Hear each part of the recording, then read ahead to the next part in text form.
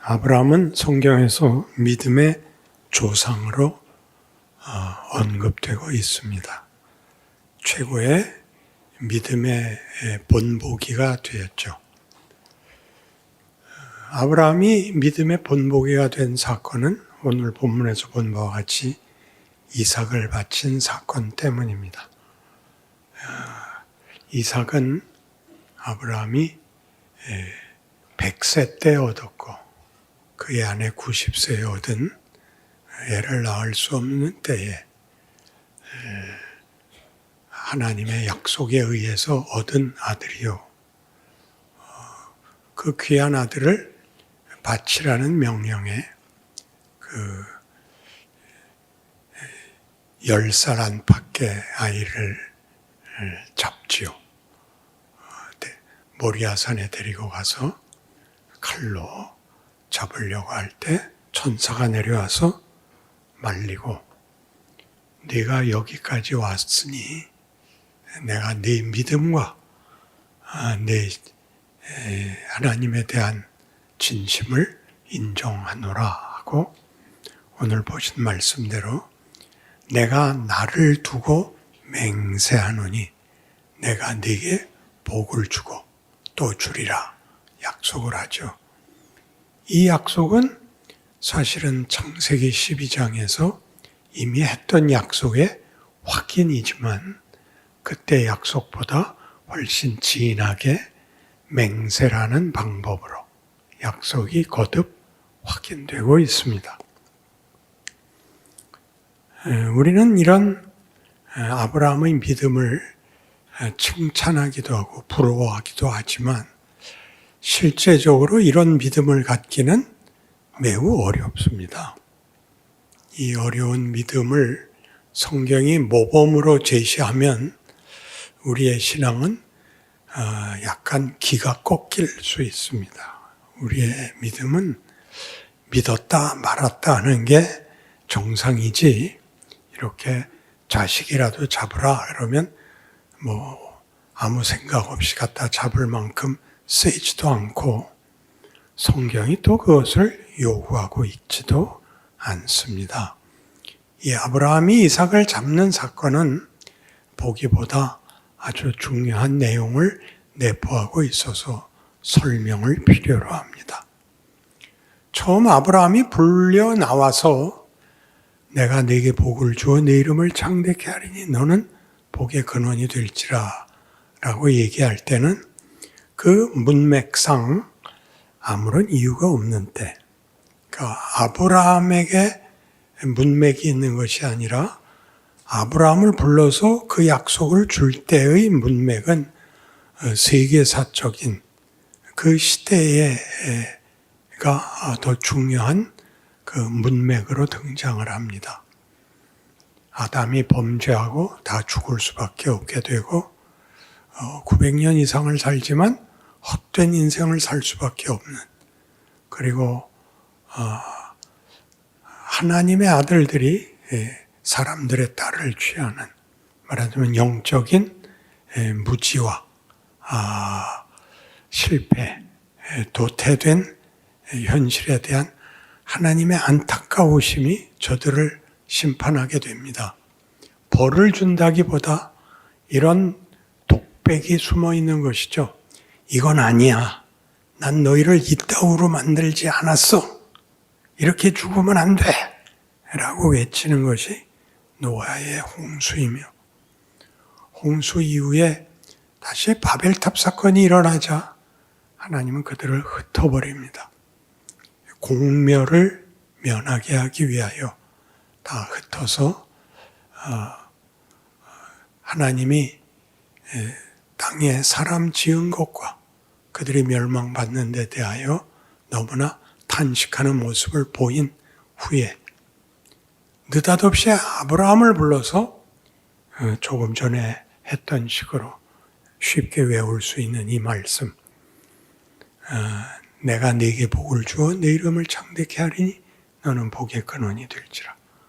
너를 축복하는 자에게는 내가 복을 내리고 너를 저주하는 자에게는 내가 저주하리니. 그리고 굉장한 말이 붙죠. 땅의 모든 족속이 너를 인하여 복을 얻을 것이니라. 그러니까 이때 아브라함은 아무것도 아닌 것입니다. 이 앞에 정성을 기울인 인류가 다 망하고 만 그 현재의 그 시점에 하나님은 아무것도 아닌 것에게도 이렇게 복을 주시기를 원하는 하나님인데 이 바보들은 아무리 정성을 기울여도 반대로만 가고 못난 짓만 하고 벌을 자초하고 있다라는 안타까움이 이렇게 심판에도 나타나고 아브라함을 축복하는 데서도 그 강조점이 나타나는 식으로 아브라함은 등장하고 있어서 아브라함은 아무것도 아닌 사람이라는 뜻이어야 맞는데 모든 조상의, 모든 민족의 조상이 되고 믿음의 조상이 되고 모든 족속이 복을 받는 조상이 되는데 그는 아무것도 아닌 everybody, nobody 뭐 옛날에 하던 영어에 나오는 아무것도 아닌 자로서 이 복을 받음으로써 하나님이 누구에게나 복을 주시기를 원하는데 이 밥통들아 이렇게밖에 못하냐? 예? 수사학적인 인물로 서는 것입니다.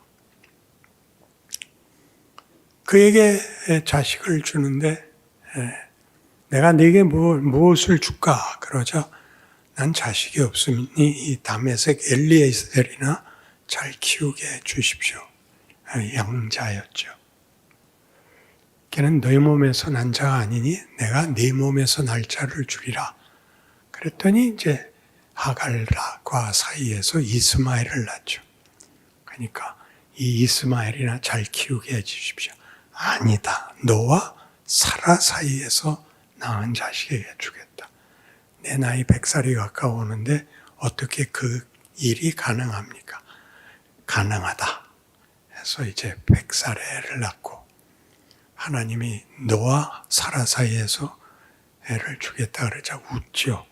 이삭은 아마 잘 감추고 웃었는지 구중을 안 듣고 아마 사라는 좀 경박하게까지 웃었는지 너 웃었다. 그 웃음은 기쁨의 웃음은 아니었고 말도 안 돼 그런 뜻이었죠. 그래서 너 웃었으니 네 자식 낳거든 이삭이라고 줘라. 네가 나를 비웃었으니 네 자식 이름을 비웃음이라고 줘라. 말하자면 그런 의미입니다. 그래서 애를 낳고 할 말이 없어졌죠. 사라가 그 아들을 낳은 것으로 아마 아브라함과 사라의 신앙은 물론 이렇게 굉장한 발전을 했을 겁니다.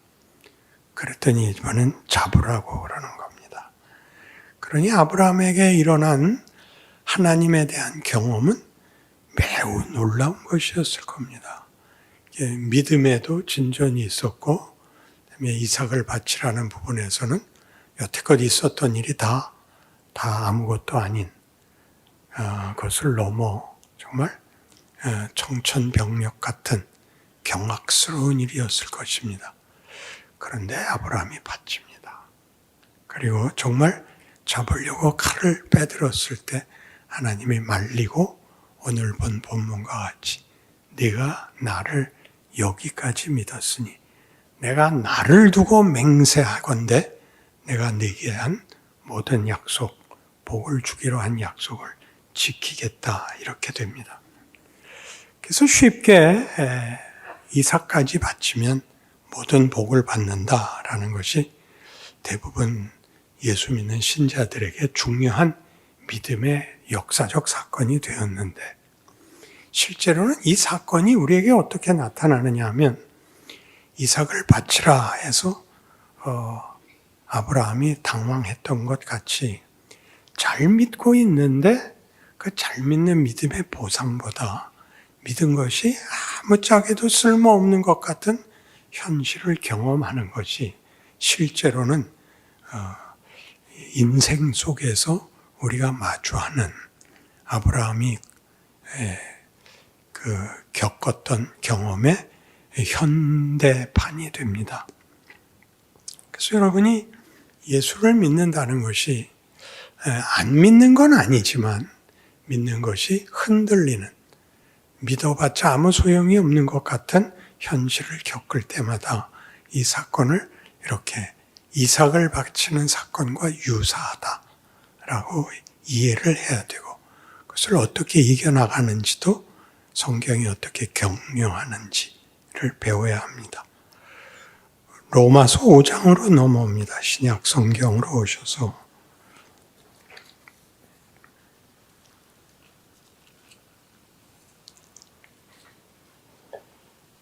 로마서 5장 19절입니다. 신약 성경 245페이지쯤에 있습니다. 한 사람이 순종하지 아니함으로 많은 사람이 죄인 된 것 같이 한 사람이 순종하심으로 많은 사람이 의인이 되리라. 율법이 들어온 것은 범죄를 더하게 하려 함이라.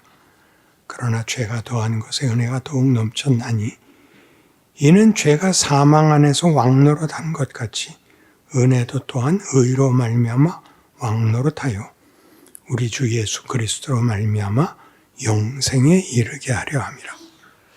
그러니까 예수로 말미암는 구원론은 실상 우리가 잘 믿고 못 믿고의 문제가 아니라 예수를 믿음으로 라는 구원론의 고백같이 예수의 승리로 인하여 우리는 영생을 받는 자 되었다라는 식으로 구원론이 설명되고 있습니다.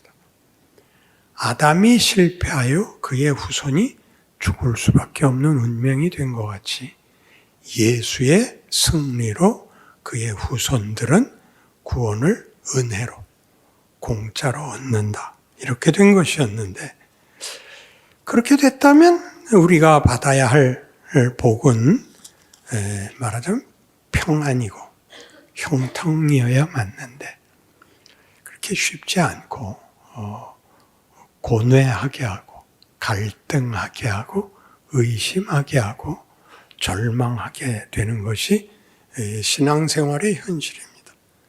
그래서 우리가 로마서 6장으로 가면 6절 이하에 우리가 알거니와 우리의 옛사람이 예수와 함께 십자가에 못 박힌 것은 죄의 몸이 죽어 다시는 우리가 죄에게 종노릇하지 아니하려 함이니 이는 죽은 자가 죄에서 벗어나 의롭다 하심을 얻었습니다.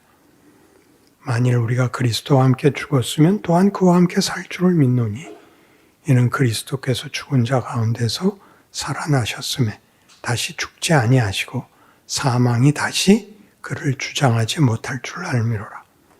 그가 죽으시면 죄에 대하여 단번에 죽으시며 그가 살아계시면 하나님께 대하여 살아계심이니 이와 같이 너희도 너희 자신을 죄에 대하여는 죽은 자요 그리스도 예수 안에서 하나님께 대하여는 살아있는 자로 여길지어다. 그래서 우리는 죄에 대하여는 죽었고 하나님에 대하여는 살아있는 자로 이렇게 다른 지위, 다른 신분, 다른 존재로 분명히 부름을 받았는데 로마서 7장으로 오셔서 18절에 오면 내 속 곧 내 육신에 선한 것이 거하지 아니하는 줄을 아노니 원함은 내게 있으나 선을 행하는 것은 없노라. 내가 원하는 바 선은 행하지 아니하고 도리어 원하지 아니하는 바 악을 행하는도다. 만일 내가 원하지 아니하는 그것을 하면 이를 행하는 자는 내가 아니요 내 속에 거하는 죄니라. 그러므로 내가 한 법을 깨달았노니 곧 선을 행하기 원하는 나에게 악이 함께 있는 것이로다. 내 속사람으로는 하나님의 법을 즐거워하되 내 지체 속에서 한 다른 법이 내 마음의 법과 싸워 내 지체 속에 있는 죄의 법으로 나를 사로잡는 것을 보는도다. 오호라 나는 곤고한 사람이로다. 이 사망의 몸에서 누가 나를 건져내랴. 여기는 분명히 죄와 그 신앙 사이에 엄청난 갈등이 있는 것을 나타내고 있습니다.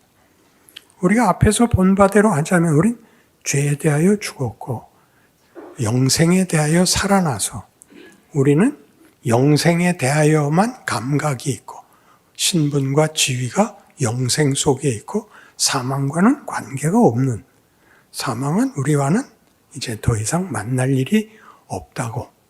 우리는 아담 안에 있지 않고 예수 안에 있기 때문에 우리는 죄에 대하여 죽었고 생명에 대해서 살아난 자라 라고 얘기해 놓고는 뜻밖의 여기 와서 내 속에 원치 않는 죄가 있어서 그 죄와 내가 원하는 생명 사이에 갈등이 있는데 뜻밖의 늘 죄한테 지더라. 오호라 나는 곤고한 사람이로다. 누가 나를 이 사망의 몸에서 구원해내랴 라고 고함을 지르게 됩니다. 여러분이 지금 저와 간단하게 읽은 로마서 5장, 6장, 7장에 걸친 이 내용을 우리가 믿고 있음에도 불구하고 현실은 5장, 6장이 아니고 7장입니다. 오호라 나는 곤고한 사람이로다가 현실입니다.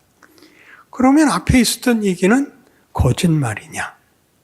라는 문제죠. 예수는 우리를 죄에서 꺼내어 영생에 이르게 하려고 십자가를 지셨고 죽으셨고 다시 부활하사 죄에 대하여 죽고 생명에 대하여 살아나심으로 예수를 믿는다는 것은 죄와는 이제는 상관이 없고 생명의 영역에서만 예수를 믿는다는 것이 가능한 그런 존재가 되었는데 왜 다시 사망이 등장을 하고 사망에 의해서 끌려가는, 왜 밤낮 하나님의 법을 즐거워하는데 사망의 법에 끌려가는 현실을 겪어야 하는가 하는 문제가 오늘 우리의 현실인 것입니다.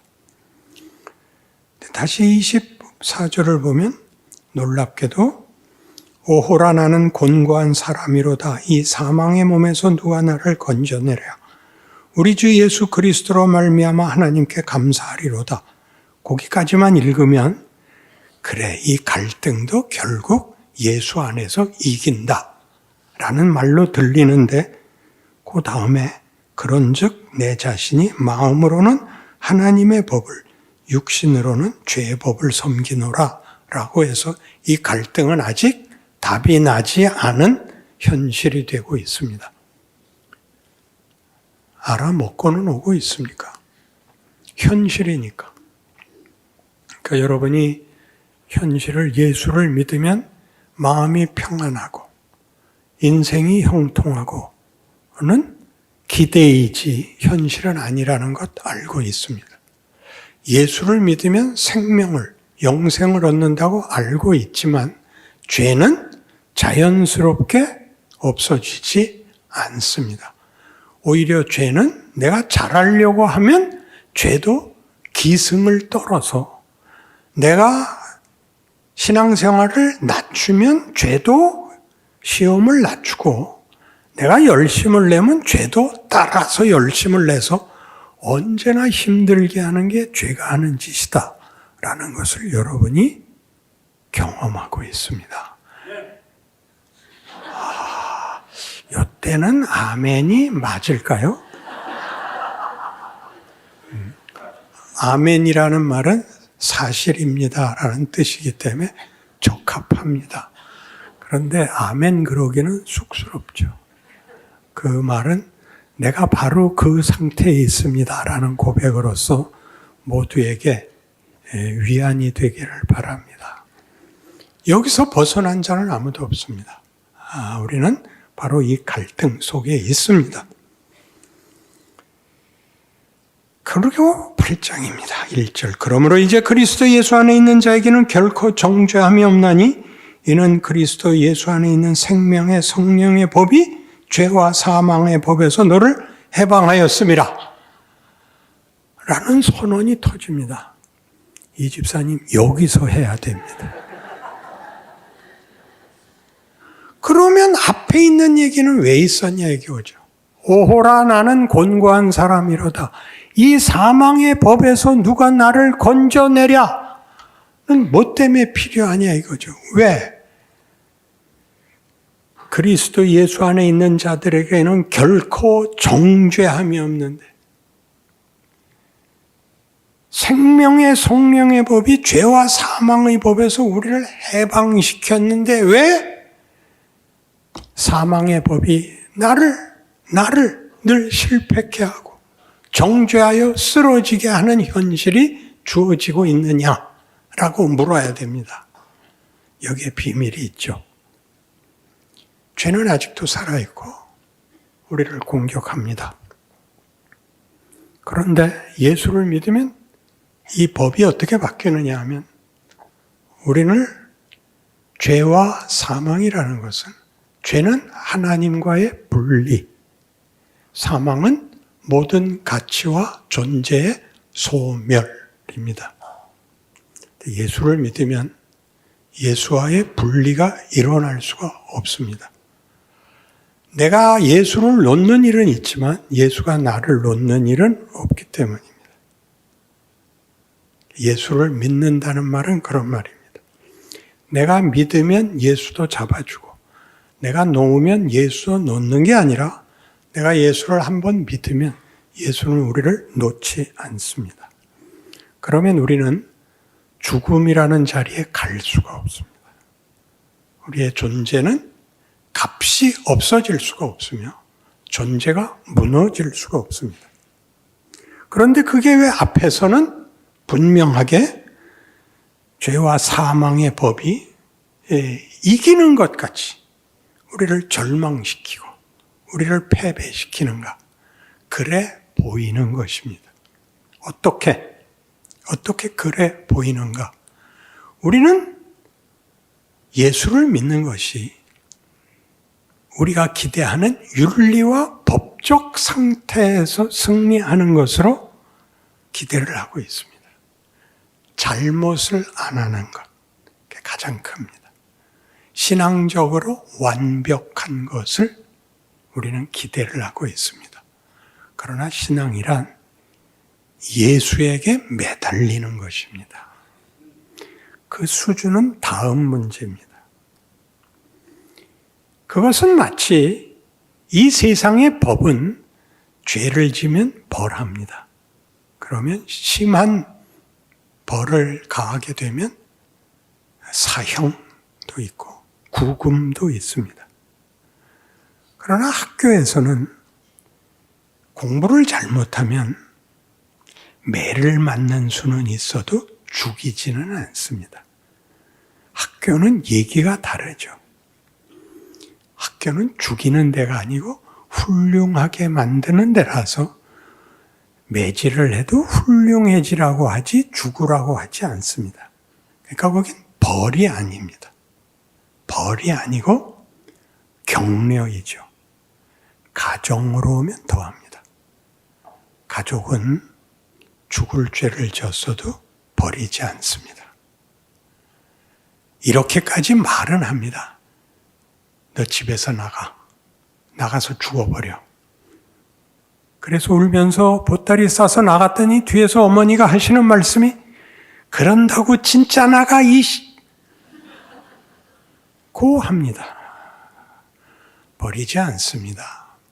그러니까 여기서 우리에게 가르치는 성경은 우리가 윤리 도덕적으로 혹은 종교적으로 잘못하여 자책감에서 떨 때 그래서 버려지는 것이 아니라고 가르칩니다. 그게 무슨 말이냐 하면 잘못해도 된단 말이에요? 가 아니라 크라고 합니다. 너는 더 커야 돼. 더 잘해야 돼. 더 훌륭해져. 이런 말들이죠. 예수를 믿으면 절대 취소되지 않는다. 그의 운명은 포기되지 않는다. 그러면 우리가 제일 먼저 스스로에게 묻는 말이 은혜가 모든 걸 한다면 나는 놀아도 되네. 그렇게 말하는 것이 얼마나 부끄러운 반응인가 생각해라 그겁니다. 학교에서는 쫓아내지 않는데 그럼 내가 못하러 학교를 가? 그건 학교를 뭐라고 생각하는 겁니까? 쫓아내는 데라고 생각을 하는 거죠. 학교는 배우는 데입니다. 부모는 애를 왜 다그치죠? 훌륭해지라고 다그칩니다.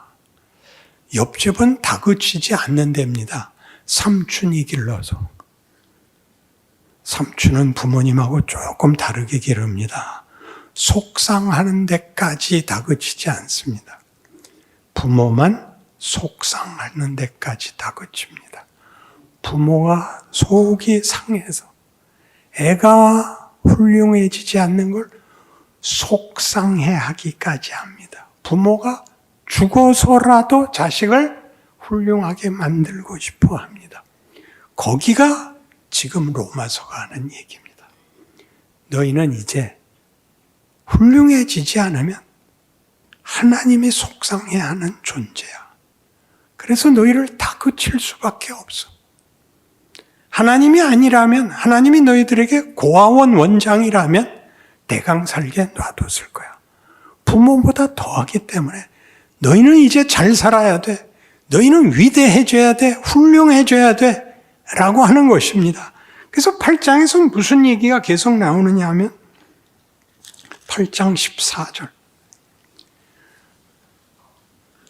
무릇 하나님의 영으로 인도함을 받는 사람은 곧 하나님의 아들이라. 너희는 다시 무서워하는 종의 영을 받지 아니하고 양자의 영을 받았으므로 우리가 아빠 아버지라고 부르짖느니라. 성령이 친히 우리의 영과 더불어 우리가 하나님의 자녀인 것을 증언하시나니 자녀이면 또한 상속자 곧 하나님의 상속자요 그리스도와 함께한 상속자니 우리가 그와 함께 영광을 받기 위하여 고난도 함께 받아야 할 것이니라. 영광으로 가는데 왜 고난이 따라 들어오느냐? 훌륭해지라고 매질하겠다는 겁니다. 좋게 말해서 훌륭해질 수가 없기 때문입니다. 왜 기독교 인생에 고난이 있느냐? 기독교 인생에 왜 눈물이 있느냐? 우리가 기대하는 것을 넘어서야 되기 때문입니다. 우리가 기대하는 것은 안심과 평안과 형통입니다. 생각하지 않아도 되는 데까지입니다.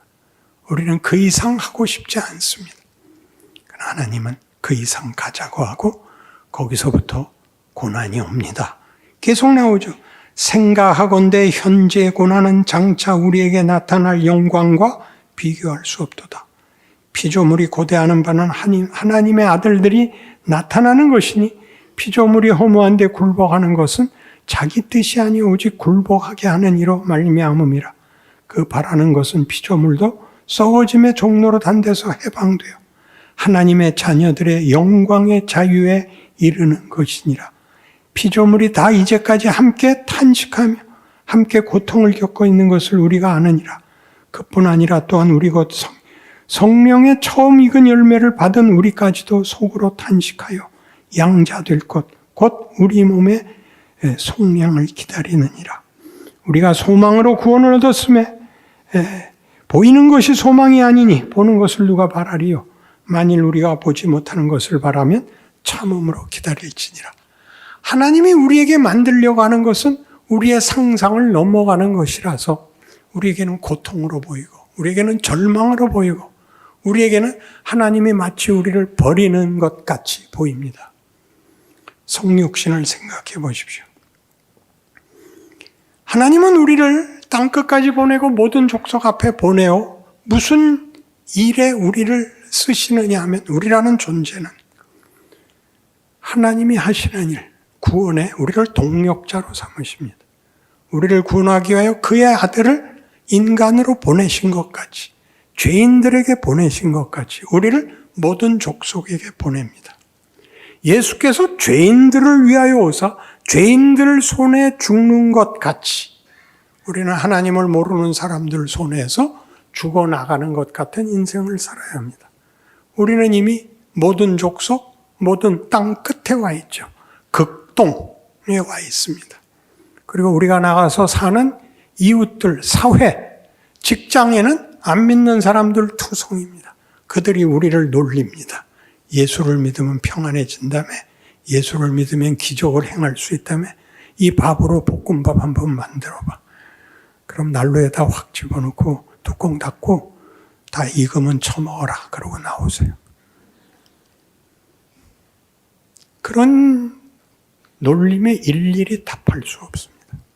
그러나 여러분은 어쨌든 놀림의 대상이 됩니다.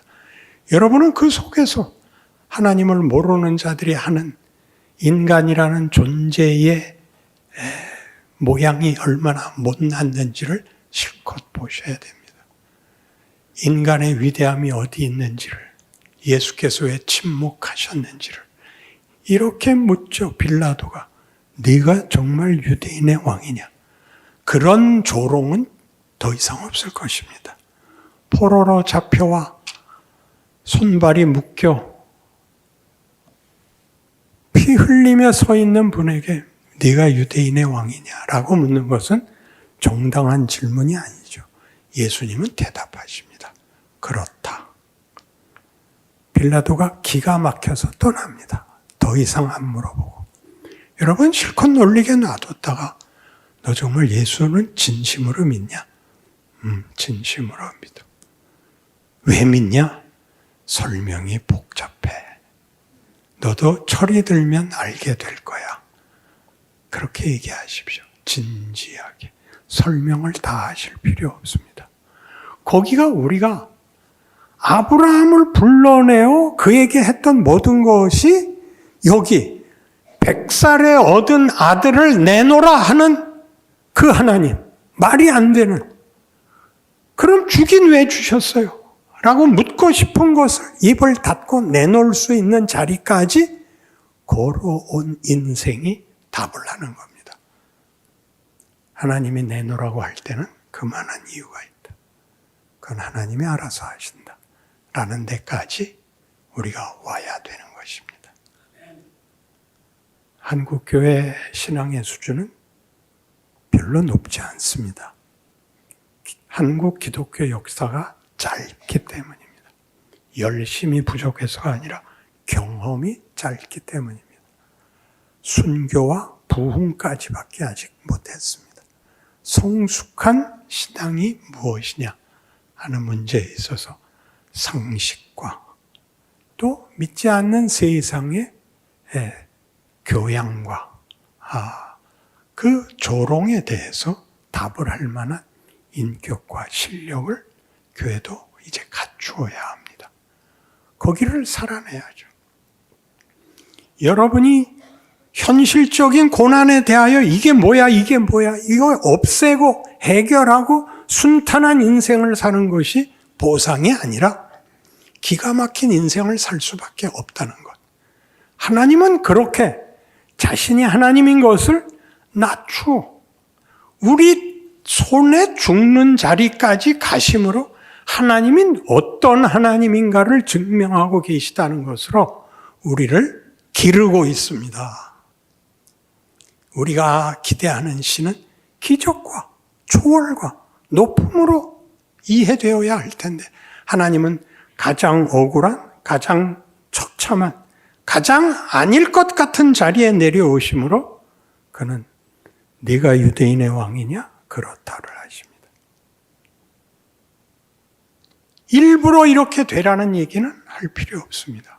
그러나 비슷한 조롱과 질문은 여러분 현실에 늘 나타나고 다른 사람이 그러기 전에 여러분 스스로가 하게 되어 있습니다. 예수 믿어서 얻은 게 이게 다야? 라는 질문이 여러분에게 나올 겁니다. 그때 여러분은 내가 빌라도 앞에 섰구나. 이제 십자가만 지면 되는구나. 그렇게 기뻐하셔야 됩니다. 제 타임에 한 것은 처음입니다.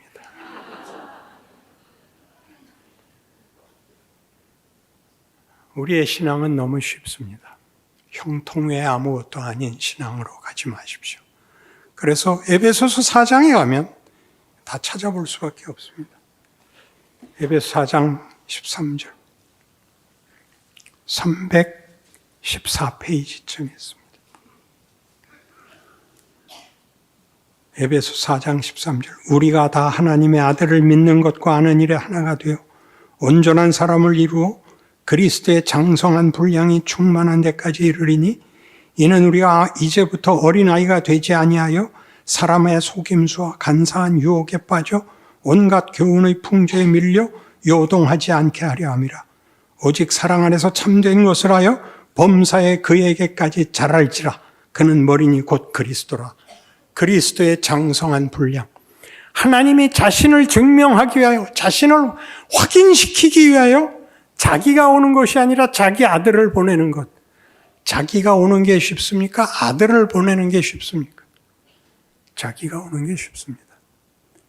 자기가 죽는 게 쉽지 아들을 죽이는 것은 부모는 못합니다. 우리 하나님은 자기 아들을 내놓습니다. 그리고 그 아들을 우리 손으로 잡게 하십니다. 잡혀 죽지요. 나의 하나님이 어찌하여 나를 버리시나이까 가져갑니다. 그렇게 하나님은 자기를 증명하사 히브리서 5장 8절 같이 그가 아들이시라도 받으신 고난으로 순종함을 배워서 온전하게 되셨답니다. 하나님은 자기가 누구인가를 우리가 할 수 있는 모든 것으로 시험하고 핑계대고 조롱하고 못나게 군 모든 것에서 하나님은 하나님이셨습니다. 우리에 대하여 예의를 지키며 우리에 대하여 자신의 하나님 되신 것을 시종일관 우리의 모든 조롱과 배신과 못난 짓에 답하셨습니다. 겁주지 않으시고 사랑하신다고 답하셨습니다. 여러분 스스로에게 이 신앙을 기르셔야 됩니다. 이 세상이, 환경이 여러분에게 증거가 되고 보상이 되는 것이 아니라 여러분 스스로의 신앙의 실력이, 장성한 분량이 여러분에게 답이 되기 위하여 많은 과정을 겪어야 된다는 것 기억하시고 성경에 이미 증거가 있었다는 것 기억하셔서 위대한, 멋진, 놀라운 인간이란 이런 존재구나. 하나님은 여기까지 우리를 목적하셨구나. 아브라함이 이삭을 잡으려고 칼을 든 것 같은 자리까지 나아오시는 위대한 고백과 인생이 되시기를 바랍니다. 기도하십시다. 지금은 우리 주 예수 그리스도의 은혜와 우리 하나님 아버지의 극진하신 사랑과 성령 하나님의 동행하심이 우리 하나님의 하나님 되심 앞에 그의 사랑을 입은 자녀로서의 모습을 내 기어코 내 인생에 채우겠다 약속하고 돌아가는 심령들 위해 영원토록 함께 있을지어다. 아멘.